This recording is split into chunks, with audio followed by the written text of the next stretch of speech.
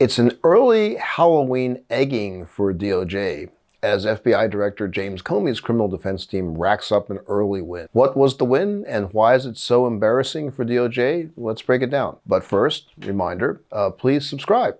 Hit that subscribe button and make sure you make us the biggest as well as the best channel for legal analysis and political analysis. So let's take a look here at what we are seeing. And what this is really about is the inexperience, overreach, and incompetence of the Trump DOJ continues to be on display here in the prosecution of former FBI Director James Comey. Think about it, makes a lot of sense. Very extremely high-profile case, and therefore it is really showing the flaws in what happens when you want to prosecute out of political motivation at the whim of your boss, President Trump, versus actual evidence. So this latest debacle comes in what would normally be a pretty non-fireworks part of the case, which is the criminal discovery part. And it's so early in the discovery, it hasn't even started yet. And this very early detail is the entering of what's called a protective order. It's something that's pretty basic in civil cases too. And basically what it is when the parties are concerned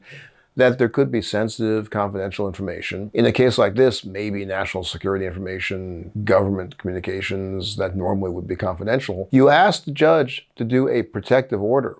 And that means the parties will all sign on to it, and it spells out a procedure for safeguarding the materials. Who gets to see it, under what circumstances, and importantly, those materials have to be returned. But what's first up? Defining what are the materials that need to be protected, because some things won't be, only things that need protection. So the first thing that you do is you want to define and discuss with both sides what's going to be protected. And like most things you do in court, you do that via a motion to the court. So the Trump DOJ team, led by U.S. Attorney Lindsay Halligan, whose zero criminal law experience is complemented by her having been an insurance lawyer, a finalist in a Trump beauty pageant, and she apparently, I just learned this, also played basketball at her Catholic high school. Proof of that.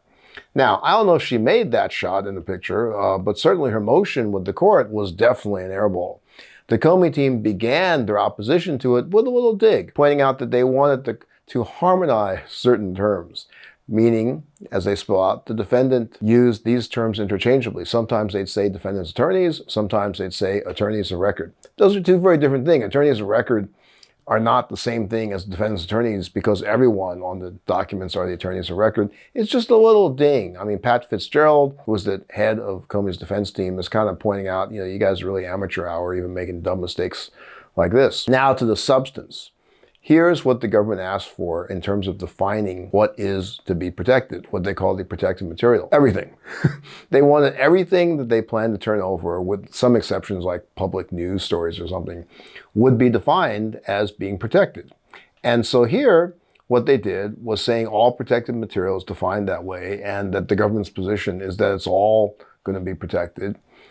And what Comey said was you have to designate, tell us specifically. You can't just say everything is going to be protected. Government's argument was that the way you have to protect this important information, which we aren't telling you exactly what it is yet, is you have to have certain conditions, kind of standard ones, no disclosure except to people who are approved, and no disclosure to the defendant, James Comey, in the sense that he can't hold on to it, he can't keep it to review it. He can only look at it and review it in the presence of his lawyers. That's very burdensome. Let me tell you why. There's going to be a lot of information here, a lot of documents. It's basically a paper case, transcripts, etc. And so what the government's trying to do there is to force Comey to only be able to look at that in the presence of his lawyers. So they only got to sit there with him while he's digesting all this. That's billable time for the lawyers. And it's very hard for him to spend hours there just taking notes. He can't go back with it, or not go back with it, keep it with him to work on it and do what you would normally do in reviewing complex stuff, is to work on it, take notes, and then highlight that for the attorneys. They want to make it very hard for him.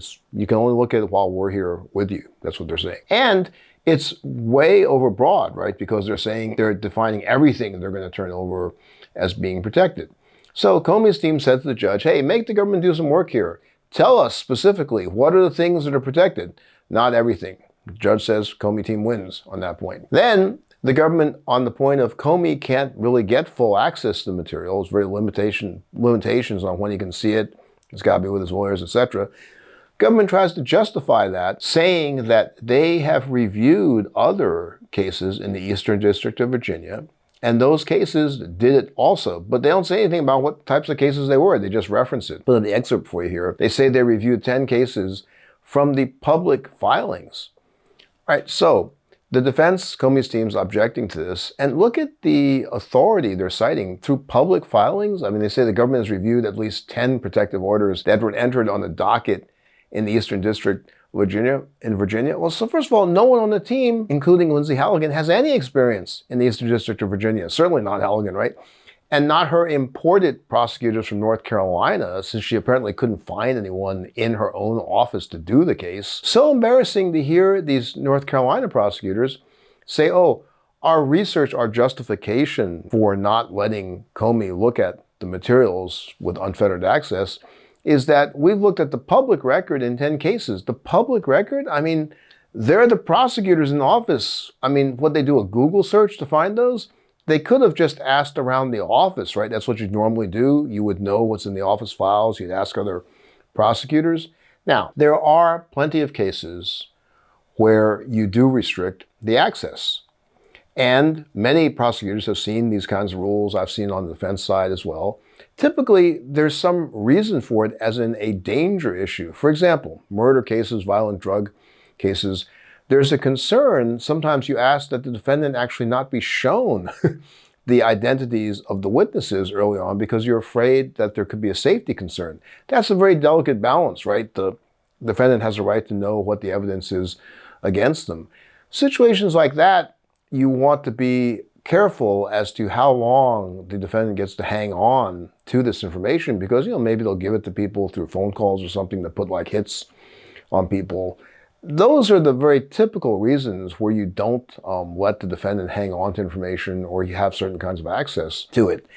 Now, the Comey defense team argues that, and they win on this, that this prejudices the defense preparation. It's meant to make the defense team spend a lot of extra time sitting with their client rather than letting the client work on it in an effective way, making it as slow as possible. And perhaps DOJ wants to drag this out more, right? Because this is the rocket docket. They're not really ready to go to trial right now, but Comey's people are, and the judge is ready to go too. So the judge agrees with Comey, says DOJ has to do its job. They have to designate what is protected. They got to do some work there. And remember, at the first hearing, the DOJ attorney said they don't even know the discovery. So maybe that's why they just want to designate everything, because they don't know what's in there yet. They need to do the work according to the judge, and they have to let Comey have full access to the material because there is no particular reason to think that Comey is somehow this kind of dangerous person who may misuse the material. As his team points out, this former director of the FBI has had access to extremely nationally sensitive material in terms of security, people's well-being, etc. So the judge says, no, you can't do it that way. He's got to have full access to it. You haven't made any showing to justify these very overbroad requests. So, final verdict, airball for Team DOJ. And we will keep an eye on this because this is just the beginning of the Comey case, and it's already off to such a poor start. Talk to you soon.